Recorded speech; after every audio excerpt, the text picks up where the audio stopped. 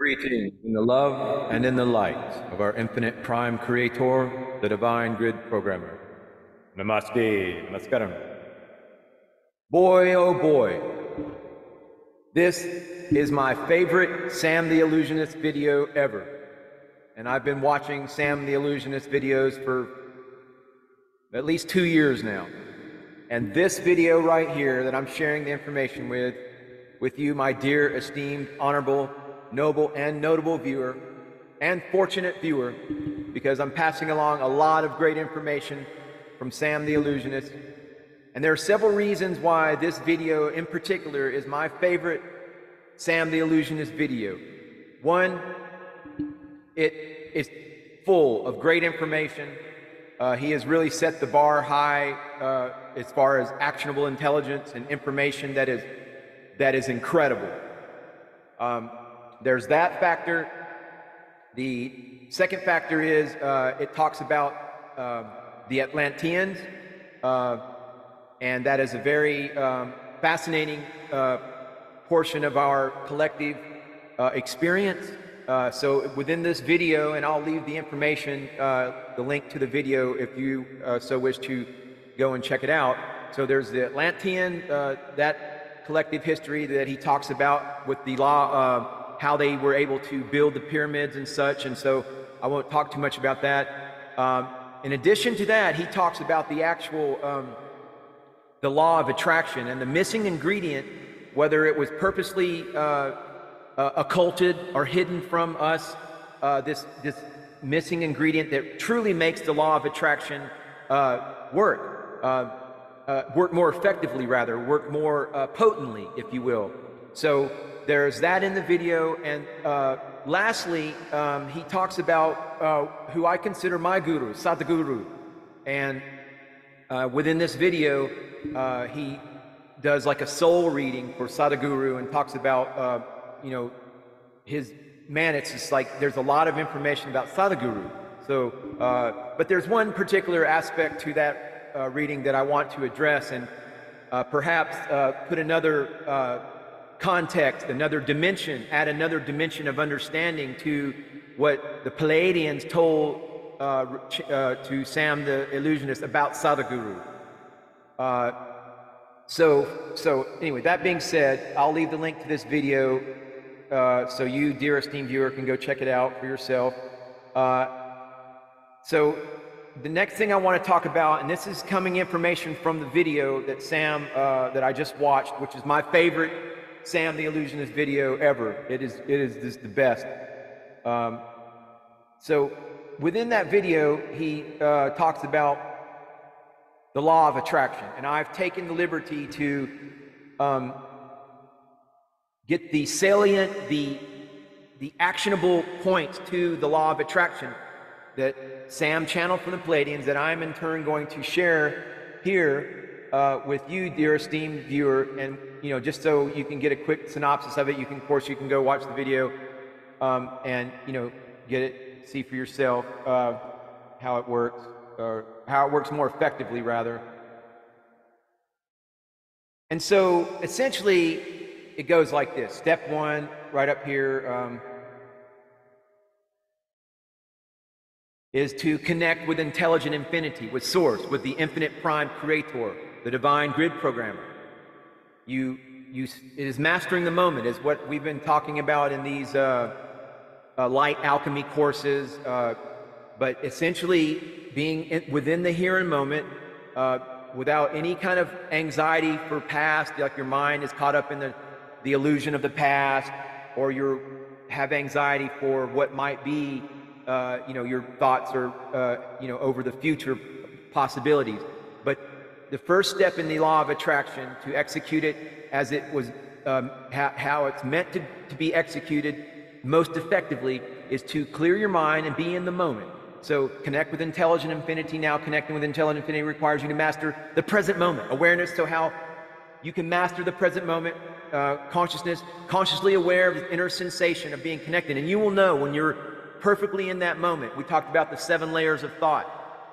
You're going beyond the 3rd dimension, the 3 layers of thought. You're getting into that 4th layer of thought, 5th layer of thought. And as you totally immerse with your, merge with your inner God fractal of source, and you ascend to the 7th dimension. In that 7th layer of thought, you're connected with intelligent infinity. And now in this part here, create a positive karmic imbalance was the part that Sam revealed that was channeled from the Palladians that we've been missing. And it's because we know that the universal law, the galactic codex, the universal law works on balances, checks and balances, if you will.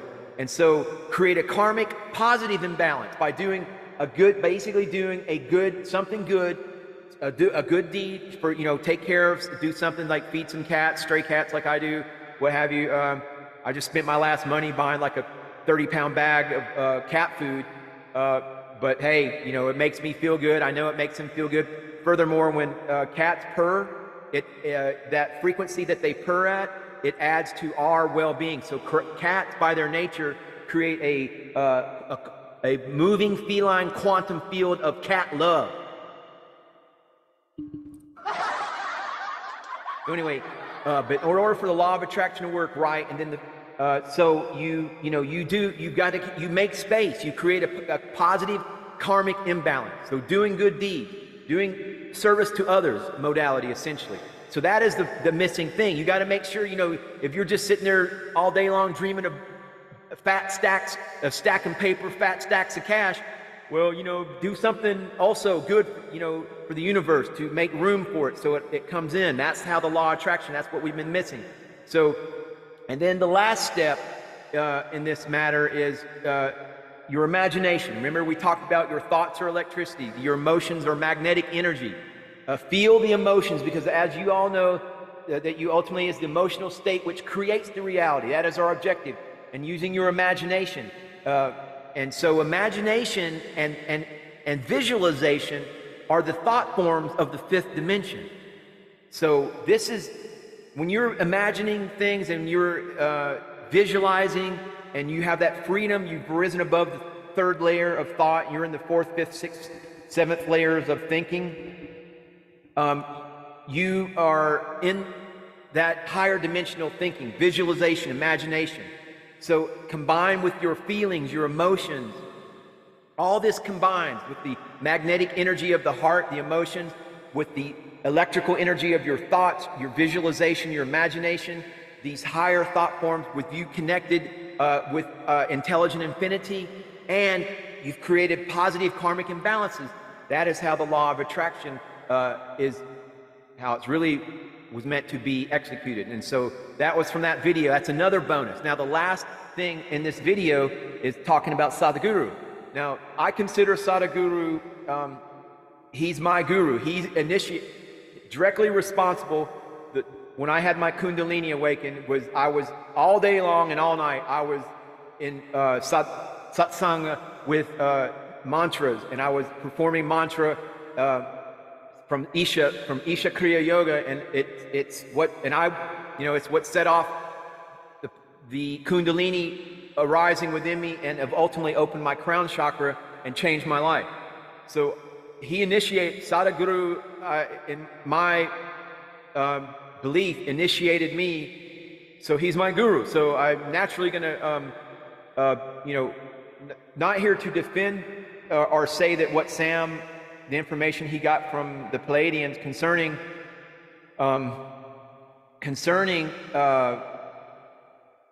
Sadhguru is wrong. I just want to give it another spin. And essentially what was revealed in the video about Sadhguru from the channeling of the Palladians is that possibly Sadhguru has been compromised, because with money, a distortion of money.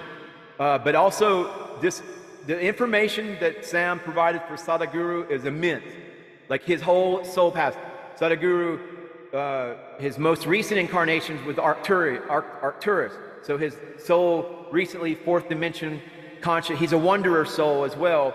But so I've always got this. I've always had people comment and send me messages or anything that I've ever said about Sadhguru. They call him a sellout. They say he's a sellout, this, that, and the other. And I've seen, because he presents these big festivals that are like going to a big, huge rock concert. You know, it's got huge statue of Shiva and all this stuff and music and bands.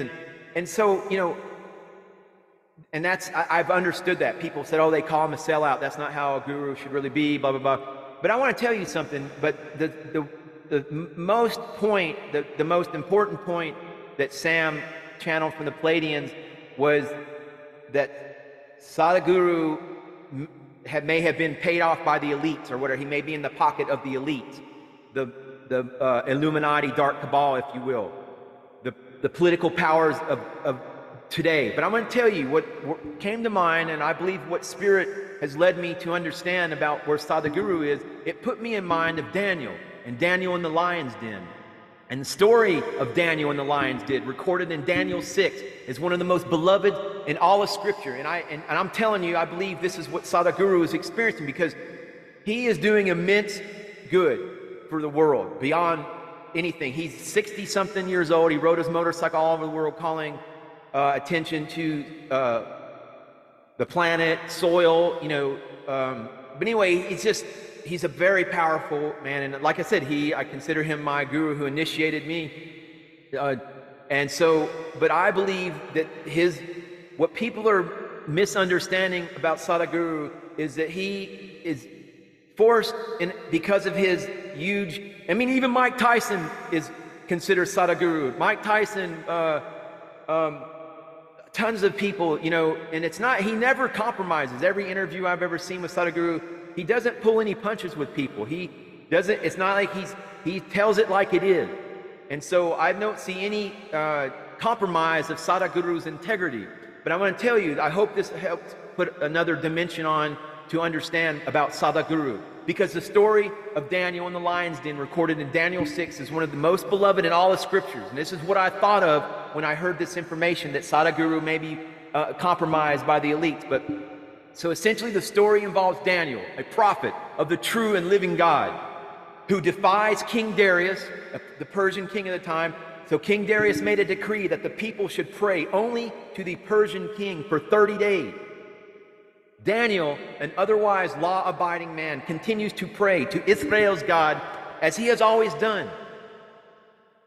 Evil men who instigated the decree in the first place in order to entrap Daniel, of whom they were jealous, report him to Darius, the Persian king.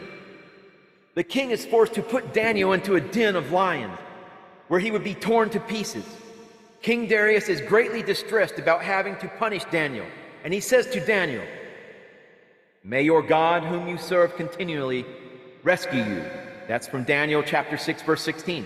God does indeed rescue Daniel, sending his great angel. And that's an incredible story in and of itself. But Daniel, rescued by the Lord's greatest angel to shut the mouths of the lions so they do not harm him. Daniel was removed from the lion's den the next day, much to the relief of the king. One of the chief lessons, and here's why I believe that this is Sadhguru, this is applicable to Sadhguru and how people may perceive him. But one of the chief lessons we learn from this narrative is gleaned from the confession of King Darius himself. For he is the living God, and he endures forever. His kingdom will not be destroyed. His dominion will never end. For only by faith in such a God could any man have shut the mouths of the lions. As with Daniel, the faithful Christian or Hindu or anyone, Buddhist, must understand that God is sovereign and omnipotent, the infinite prime creator, the divine grid programmer, and his will, his coding permeates and supersedes every aspect of life. It is God's will that takes precedence over everything and everyone. As for God, his way is perfect, as what Psalm chapter 18, verse 30 says. And God's ways are perfect. Then we can trust that whatever he does and whatever he allows is also perfect. So here's what we really have to understand, what the true message, I believe, of Daniel, the story of Daniel in the lion's den, what it really means and how it's applicable to Sadhguru. Because there is more to learn from this remarkable story that makes it relevant to our postmodern culture. Peter tells us in 1 Peter chapter 2, verses 13 through 20, to submit yourselves for the Lord's sake to every authority instituted among men, whether to the king as the supreme authority or to the governors who were sent by him. Daniel not only followed this principle, he exceeded it by distinguishing himself as one with exceptional qualities. And taking this lesson further, we read that the submission to our political authorities is God's will, that by doing good, you should silence the ignorant talk as foolish men. Daniel's faithfulness, his outstanding work ethic and integrity, Sadhguru's faithfulness, his outstanding work ethic and integrity, made it next to impossible for his adversaries to find grounds for charges against him. Instead, they found that he was trustworthy and neither corrupt nor negligent. The world now, as it did then, judges us not by our faith, but by our conduct. How many today could stand such a scrutiny as did Daniel on this occasion? How many today could stand such a scrutiny as Sadhguru has had to undergo? Because he's in the targets of everybody. The story ends badly for Daniel's accusers, just as it will for those of Sadhguru who accuse and persecute the Bhagavad Sadhgurus, the followers of Sadhguru. That is what Bhagavad Gita means, followers of the Gita. I am a Bhagavad Sadhguru, a follower of Sadhguru. So I'm telling you, not to malign any information that comes from what Sam channeled, but you know, I've heard it continuously, and so I'm getting a lot off my chest now where Sadhguru is concerned, because I've heard it. People have said, "Oh, he's a sellout," you know, this, that, and the other. But I'm telling you, who could stand such scrutiny? What he's bringing, the spirituality, the spiritual technology. I can't tell you how much I've learned from him, and just from online. Not to mention the mystical experiences I've gone through, pranayama activations, udayama, pranayama. I mean, I'm telling you, I can't tell, all through his guidance over online, like I've been on his online satsangs, his full moon satsangs, and like I said, I believe he initiated me with the Kundalini awakening crown chakra. So of course I'm going to, try to provide another heartfelt perspective to what the information is about Sadhguru, and it's no different than what Daniel went through at the time. And I believe that Sadhguru, when you get to a certain level of in this world, you're going to have to talk to Caesar. The powers that be, the elite. When you're at that level, you're going to brush shoulders up against them somehow or some way. It's the same sort of information that's talked about with Donald Trump. But they say that well, he's got these Illuminati connections. But I mean, it's like when you're moving in that level of the world, you can't help but being brushed up with these people and whatnot. And so that's hopes that provides some perspective. But I this information about Sadhguru, it doesn't, in my mind, in my soul connection with him and his work, it does nothing to diminish the power of what I believe Sadhguru brings to this world, which is sorely needed in this Kali Yuga. We are at the very depths of the darkness of Kali Yuga, and here is a man of great spiritual technology. And furthermore, Sam also said in his soul reading of Sadhguru that Sadhguru was a dinosaur at one point. So thus, that's why I've got the little dinosaur in the back there. And I believe firmly that Jesus loved the dinosaurs. All is from source. We have to be very careful with our condemnations and the way we think about anybody. Who could withstand such scrutiny? For he is the living God, and he endures forever. His kingdom will not be destroyed. His dominion will never end. Please hit the subscribe button. I'm going to leave the information to Sam's video so you can go check it out. It's a great video, chock full of information. Hit the subscribe button here, leave a thumbs up, and stay tuned for further video offerings and information disseminations from the Aumbonda New Earth Ashram for Compassion, Strength, and Sadhguru Championship. Namaste, namaskaram. And dinosaurs. New Earth Ashram for dinosaurs.